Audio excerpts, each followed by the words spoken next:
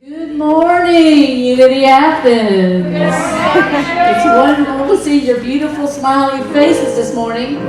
My heart leaps out to meet you, even before you're near. I sense the presence of the Christ in you.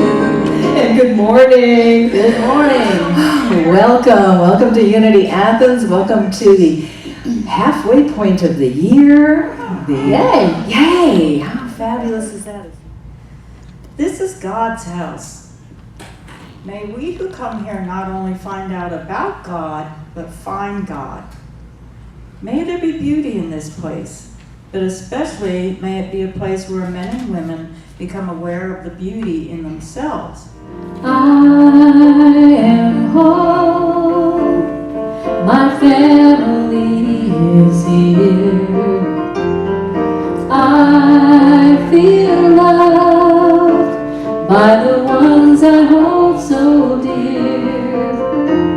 And when my family needs me, I promise to. Happy birthday. Happy birthday. It's a wonderful day. It only happens about every 7 years. Happy birthday to you.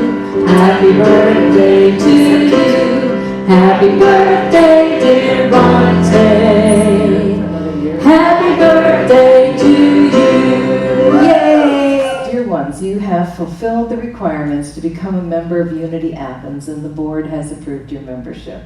We are honored and delighted that you have chosen this place, Unity Athens, as your church home. Congregation, dear ones, please welcome Bibi, Carrie, Linny, Mary, and Alia into our membership with a Unity blessing. We love you. We bless you. We bless you. We appreciate you. We appreciate you. We see the Christ light in you. We see the Christ light in you. And we thank God for you. And we thank God for you. And so it is. Please give them a round of applause. Well done. When I'm with you, my heart's wide open to the blessings of your presence. Celebrated last year and turned 70. I decided I'd have a really marvelous trip sometime this year. And I had lots of lovely trips to the beach and here and there for a couple of days, but I planned, if you haven't heard me talk for the last 2 weeks, I planned an 8-night trip to the Yellowstone, Greater Yellowstone ecosystem, which I'm very fond of because I've been there 3 times before, and I wasn't able to go last year. There were so many lessons being in that park, especially being in that park by myself, in nature, in the wild. A day where I could go 12 hours without even talking to anyone if need be. Not that I don't like to talk to people, but I did talk to some critters. And then there were people that were from all over the world there that I could speak with, even if we didn't understand each other. The connections were there. I shared last week that a woman from China asked to take her picture with me on a bench in Jackson, Wyoming, and it was just lovely. And we said our names. I was trying to remember her name this morning, and it was a Chinese name, and she couldn't even quite tell me she was from China. Someone else told me that. But so many connections and such a big world, and I just wanted to tell everyone I met from another country, we love you. We just love you. As Louise Hay says, we are all family, and the planet is our home. That's my favorite quote probably ever. I took pictures. Before I went, I wanted to buy one of these big spotting scopes that you can put on a tripod, and it gives you a really close-up of a distance of, say, even 500 yards or more. And there's a way to attach your cell phone to it so you can, your iPhone to it, so you can take pictures. And I didn't order it because I started thinking it's going to be really complicated to take it with me, and then I started reading reviews. Thought, when you're buying something, be really aware of the reviews you read, because some of them will just say, it's wonderful, and some will say, your cell phone falls off of it really easy. And I didn't buy it, but not because of that. But I did take some photos with my mobile camera. in the phone, and it was lovely. And some were a little closer than others, and I saw so much wildlife, pronghorn and bison and elk everywhere. And it was just the time that week when the mother elk were dropping their babies, as they call it, and lots of baby bison and baby cubs running around. I didn't get to see them, but the photographers did. Wildlife photographers, professionals that sell their work, are blooming in Yellowstone.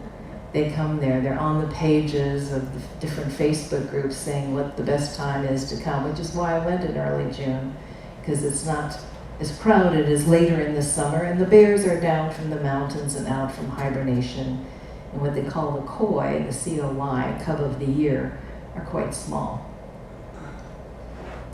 Some of the photographers will take a canvas camping chair and sit on a ledge like over a large valley called Lamar Valley that's known for its wildlife. They get up at, sun rises at 5 over there when I was there. I guess because of the mountain changed closer to the sun, I don't know, but it's 5 o'clock. And they'll sit on these canvas chairs with their scopes and their Canon cameras with the really long lenses that you think, how can they even hold those things? And they'll sit there for an hour or more waiting for that perfect picture.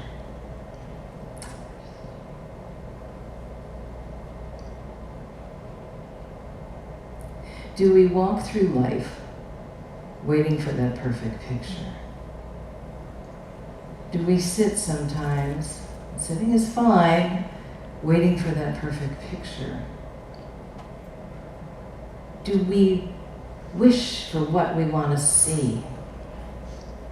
Unity, New Thought principle of focusing on what we want to see. Some of the photographers sit, some of them go hiking, and even into the backcountry, where it's a little bit scary. Because those critters are wild. It's not like being in the zoo.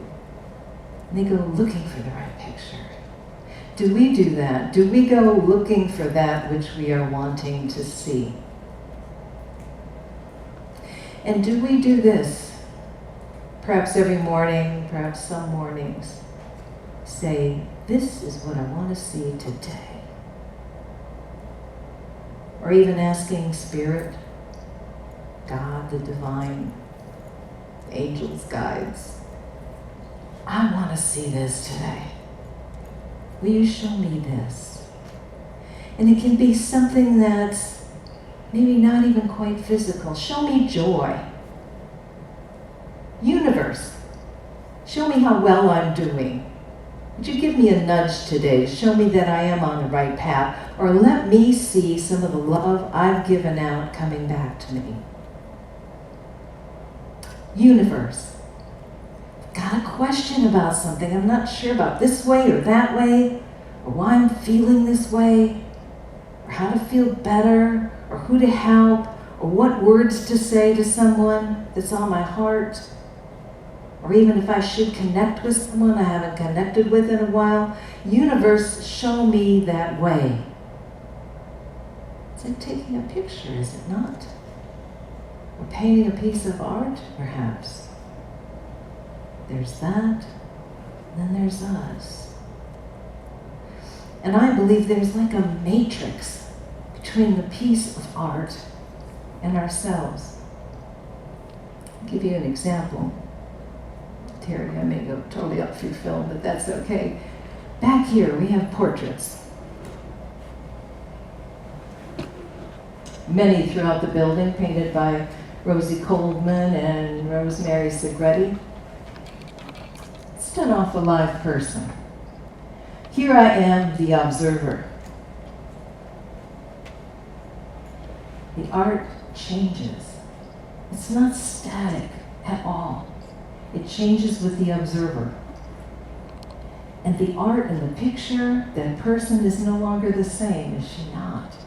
Today, would she look just like that? It's vibrant. It's alive. And then we bring our own interpretations to it. Is she serene? Is she thinking? Is she concerned?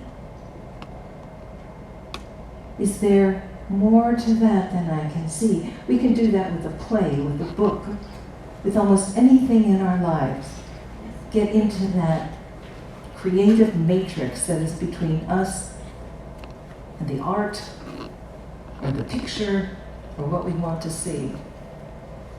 Think about this. And Kevin, would you pull those photos up? Think about what you would like to take a snapshot of in this day.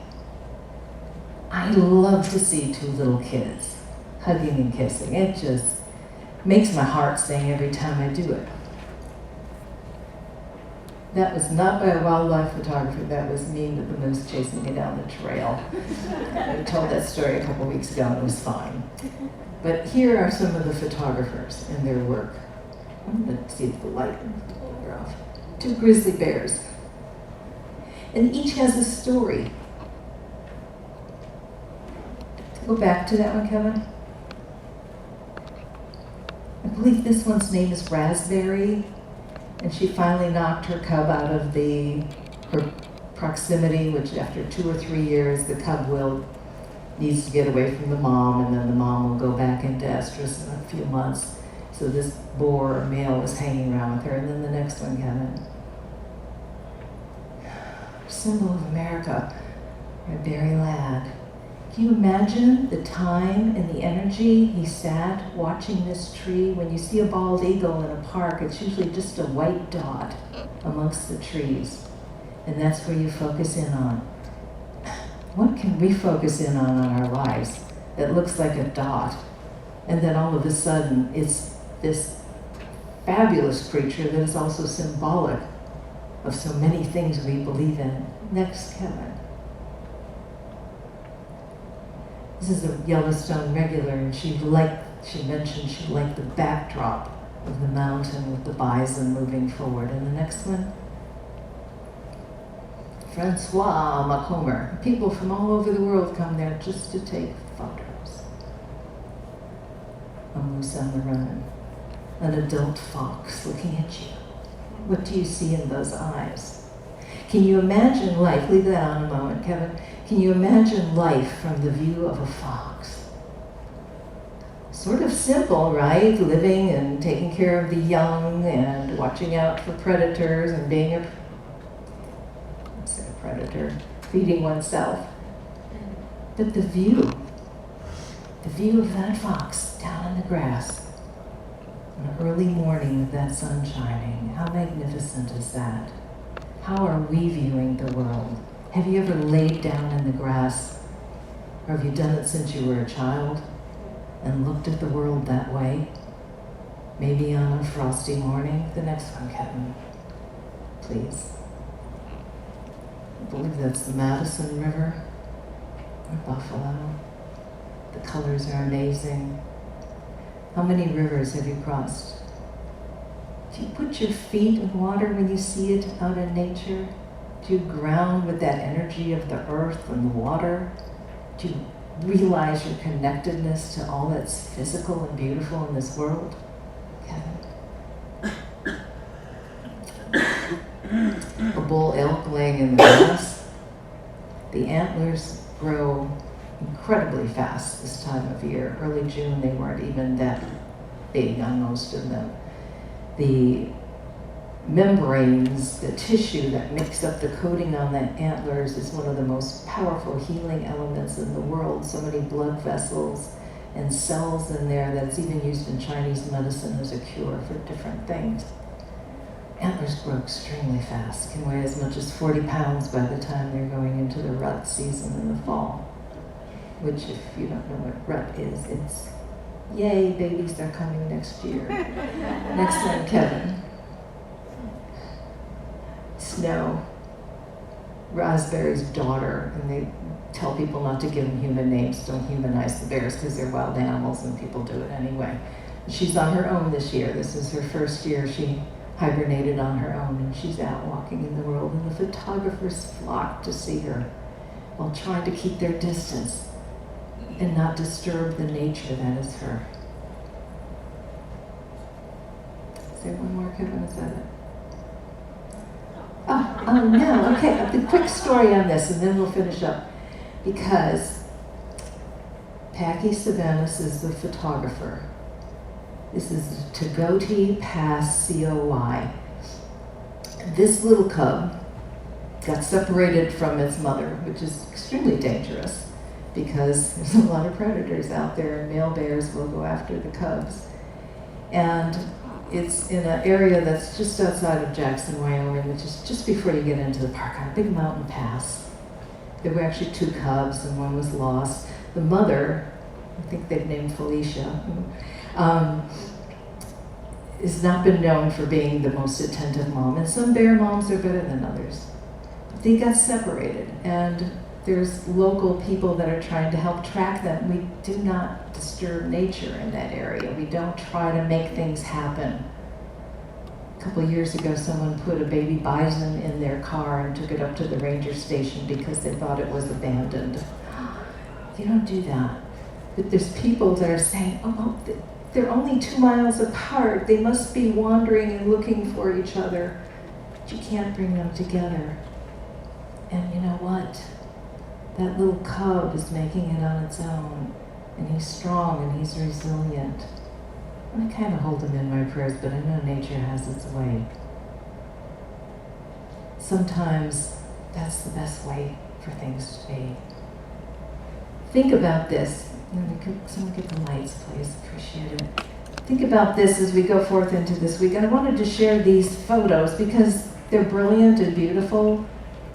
But sometimes you don't have to be a professional photographer to get a shot like that. You just need to be in the right place at the right time. They say seeing a lot of this wildlife is as much a matter of luck as it is diligence and knowledge. For us, walking through this world, we don't need to be professional spiritual people. And we don't need to be always diligent, looking for the next spiritual hit, if you would call it that, or connection, or experience. Sometimes it's just a matter of walking through this world, allowing, connecting with people, finding that which draws us to it, makes us feel good, and going at it from there. I hope you think about what you want to see in the next 6 months. I hope you think about the photos you would like to show up in your life. Not necessarily on your camera or your iPhone, but the photos in your life experience. The things that you will keep on file and think about in years to come, and more years after that.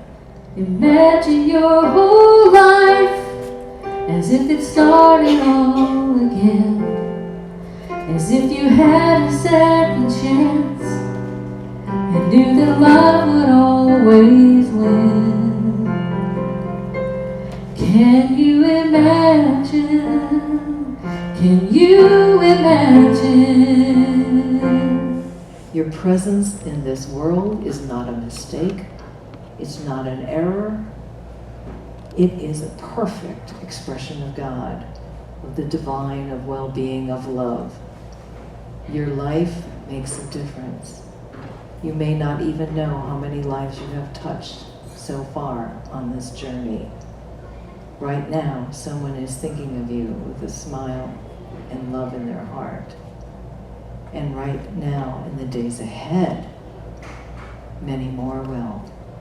Everything, all that love you give out is returned to you, multiplied abundantly. This is the core of life. This is the core of our country. This is the core of our world. Love always wins. I send my love, Radiating out, returning to you. Radiating out, returning to you.